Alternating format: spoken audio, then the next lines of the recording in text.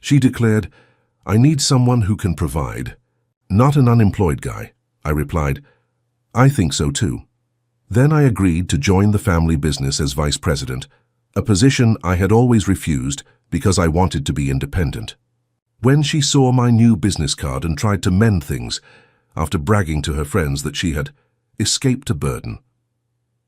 Have you ever been professionally evaluated by the person who claimed to love you? I have.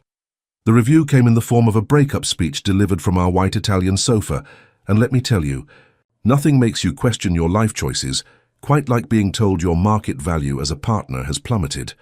My name is David, and this is the story of how my girlfriend, Isabel, fired me from the role of her boyfriend, only to discover I'd already accepted a far better position. Isabel and I had been together for 2 years. She was a luxury real estate agent, a master at selling a lifestyle. I was a mid-level marketing manager for a consumer goods company. Our life was a carefully constructed advertisement. Brunches at trendy spots, vacations in Instagrammable locations, and an apartment filled with objects that screamed, "We've arrived," even if they sometimes whispered, "We're in debt." Then my company was acquired. The new corporate overlords, in their infinite wisdom, decided my entire department was redundant. One Tuesday I was out. I wasn't devastated. I had a solid severance and a simmering desire to start my own digital marketing agency. I saw it as a forced opportunity. Isabel saw it as a demotion. The first few weeks were supportive, if you could call her tight-lipped smiles, and constant forwarding of hot job alerts supportive. "It's just a temporary setback, David," she'd say, her phone already scrolling through LinkedIn. Profiles of men with director in their titles. But as my severance period wore on, and I poured my energy into building my business plan instead of updating my resume for corporate gigs, her patience evaporated. My agency became David's little project. My home office was the room where you play on the computer. The shift was subtle at first, then deafening. The turning point was her company's annual gala.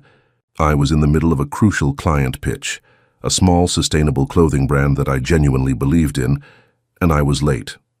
I arrived at the event, slightly disheveled, my mind still on profit margins and audience engagement. Isabel was radiant in a crimson dress holding court. She introduced me to a group of her colleagues. "And this is David," she said, her voice a melodic blend of pride and pity. "He's between things at the moment, exploring his options." One of the men, a slick-haired broker named Charles, clapped me on the shoulder. "Ah, a man of leisure. Enjoy it while it lasts, buddy. The real world bites." Isabel laughed, a tinkling, complicit sound. The car ride home was a frozen tundra. "You couldn't have worn a better watch?" She finally snapped. "And exploring his options?" "David, you were talking about Instagram algorithms with the caterer. Charles is a senior partner. His perception matters." "His perception of what?" I asked, my voice dangerously calm. "That I'm not a worthwhile human because I'm building my own company?" "It's not about worth, it's about presentation. Ambition has a look, David. It doesn't look like someone who's late to a black tie event because of a call with a startup that sells hemp t-shirts." We didn't speak for 2 days. Then on a Sunday evening, she orchestrated her finale. She sat me down on that pristine white sofa, her posture as rigid as her expectations. "David, we need to talk about our future," she began, her tone that of a CEO delivering a poor performance review. "I've done a lot of thinking. I need a partner who is established, a provider. What you're doing now, it's unstable. It's not a foundation to build a life on." I said nothing, just watched her, my mind perfectly, terrifyingly clear. "I'm sorry, but it's changed how I see you," she continued, mistaking my silence for defeat. "The drive I was attracted to, it's gone. I'm just not attracted to a man who isn't winning." She let the word hang in the air as if it were a final, irrevocable judgment. I looked at her, at the perfect, cold sculpture of disappointment she had become. And in that moment, the last piece of my affection for her shattered. I had received a game-changing offer a week prior, a contract to lead the global marketing strategy for a premier eco-tourism conglomerate. The salary was astronomical, the title was head of strategy, and it was fully remote. I had been hesitating, wondering if it was the right cultural fit. Her speech answered that question for me. A slow, calm smile spread across my face. I understand completely, Isabel. Relief washed over her features. You do? Of course, I said, my voice steady as a rock. You need a winner. A provider. Someone who looks the part. It's perfectly clear. She looked momentarily confused by my agreement. So, you'll start looking for a real job? Oh, I already have one, I said, standing up. I just accepted it last night. But don't worry. I'm sure you'll find exactly what you're looking for. I left her sitting there on the white sofa, in the silent, beautiful apartment, her perfect world already beginning to crack at the edges. The real show was just about to begin. The silence that followed my announcement was more satisfying than any applause. Isabel sat frozen on the white sofa, her perfectly composed facade cracking like fine china. You what? She stammered, the word provider still hanging awkwardly in the air between us. I accepted the position as head of strategy for Terrawanda last night, I repeated calmly, mentioning the prestigious ecotourism company by name. The one I told you about weeks ago when they first reached out. You said it sounded like another one of my unstable passion projects. Her face cycled through emotions like a slot machine. Confusion, disbelief, and finally, dawning horror as the implications settled in. But the hemp t-shirts. You were just building my portfolio? Yes, that small startup you mocked landed me this position. Their campaign went viral last week. Didn't you see it? I didn't wait for her response. I walked to our bedroom, soon to be my bedroom, and began packing. The timing was perfect. My new remote position started in 2 weeks, and I'd already put a deposit on a beachfront condo in Bali. Something about working from paradise while Isabel dealt with the consequences of her choices felt poetically just. The following days were a masterclass in quiet observation. Isabel swung between fury and desperation. She tried every tactic. The anger. You lied to me. You let me make a fool of myself. The tears. I was just scared for us, David. You have to understand the pressure I'm under. The negotiation. This could be good for us. With your new position, we could finally buy that penthouse I showed you. My favorite was when she tried to flirt her way back into my good graces, wearing that crimson dress from the gala and pouring my favorite whiskey. Remember our first anniversary? She purred. We could have that again. Better even. I took the glass, smiled, and said, I remember you telling me that night how important it was to marry someone with proven success. Funny how that works. The official reveal came when Terrawanda announced my appointment in their global newsletter. The email included my impressive compensation package and the scope of my role, facts I'd conveniently omitted in my earlier conversations with Isabel. Her reaction was everything I imagined. This is your salary? She whispered, staring at her phone. It's triple what you were making before. The benefits are quite good too, I said pleasantly. Full remote work, unlimited PTO, and stock options. But of course, as you said, it's not about the money. It's about stability and presentation. Watching her mentally recalculate everything, the status, the lifestyle, the bragging rights she'd just thrown away, was more satisfying than any revenge fantasy. She had been so concerned with how things appeared that she failed to see what was actually in front of her. The final blow came when Charles, the slick-haired broker from the gala, sent me a LinkedIn message. Heard about the Terrawanda gig. Knew you had it in you, man. Let's grab drinks. I've got some clients who'd love to pick your brain. I showed Isabel the message. Looks like Charles's perception has changed, I said lightly. Funny how that happens when you're winning, as you put it. She had no words left. The tools she valued most, status, perception, wealth, had all turned against her. And the man she'd dismissed as not ambitious enough was about to live the kind of life she could only sell to other people.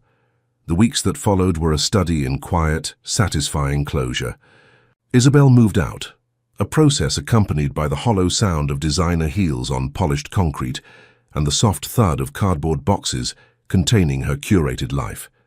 There were no dramatic final words, just the sterile choreography of separation. Dividing assets felt less like a breakup and more like a corporate divestment. She took the white sofa. I didn't gloat. I simply moved on.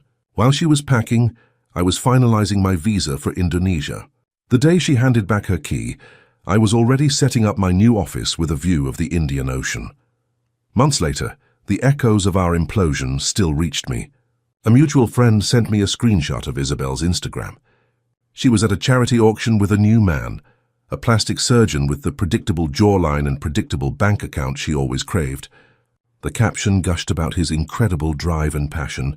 My friend's text read, "She's telling everyone she empowered you to find your ambition, and that the breakup was a mutual catalyst for growth." I laughed, not with bitterness but with genuine amusement. Her revisionist history was the final perfect proof that I had made the right choice. The real victory, however, wasn't in her posturing. It was in my newfound peace. My work with Terrawanda was deeply fulfilling. I was using my skills for something I believed in, from a balcony overlooking the sea. The relentless pressure to perform for someone else's audience was gone. I replaced the minimalist beige of my old life with vibrant colors, both in my home and in my spirit. I thought the money would feel like the ultimate "I told you so," but the true wealth was in the freedom it brought, the freedom to work from anywhere, to not panic when a client paid late, and to help my younger sister pay off her student loans without a second thought. Isabel was obsessed with the appearance of wealth, but she never understood its real power, the power to build a life, not just an image. The final piece of the puzzle fell into place during a video call with a potential client in Norway. After we closed the deal, she mentioned she was visiting Bali next month. "Maybe we could grab coffee and watch the sunset," she asked casually. "I've heard you know the good spots." Her name was Lena. She was a climate scientist. When I told her the condensed version of my story, leaving a corporate job, the bad breakup, starting over, she didn't comment on my salary or my title. She smiled softly and said, "It takes courage to rebuild your life like that. It sounds like you traded a gilded cage for an open sky." And in that moment, surrounded by the endless blue of the ocean and the sky, I knew she was right. Isabel had given me the shovel, but I had used it to dig myself out. The revenge was never about her regret. It was about my gratitude. I was finally free, and the view from up here was breathtaking. Life, as it turns out, has a delightful sense of irony. About a year after the dust settled, Terrawanda expanded its operations into luxury eco-residential projects. Naturally, we needed a top-tier real estate firm to handle the premium listings. Guess whose company pitched for the contract? There was Isabel in a virtual boardroom, her smile sharp enough to cut glass as she presented to our executive team. I didn't say a word throughout the meeting, just observed as my COO expertly picked apart her proposal for being all gloss. No substance. She never looked directly at me, but I could see the tension in her perfectly postured shoulders. They didn't get the contract. The feedback simply read, "Lacked authentic alignment with our core values. Lena and I are still exploring sunsets together, though now it's from a cottage in Portugal. She's writing a book on marine conservation, and I've never found someone's passion for phytoplankton so endearing. We're a team, a partnership built on mutual respect, not a transaction based on provided status." As for Isabel, a mutual friend, the one who sends the occasional update I never ask for, informed me she's recently engaged to that surgeon. Apparently, she's developed a sudden profound interest in reconstructive medicine and the art of aesthetic perfection. Some things never change. My own life is refreshingly simple now. The constant performance is over. I wake up, I do work I love, and I share my life with someone who loves me for the man I am, not the title on my business card. The chaos of the past feels like a necessary storm that cleared the air, leaving behind a profound, unshakable calm, and that white Italian sofa. Last I heard, it's been replaced. Apparently, it was never really that comfortable to begin with. Some truths you only discover once you stop trying to impress everyone else, and finally sit down to build a life that's truly your own.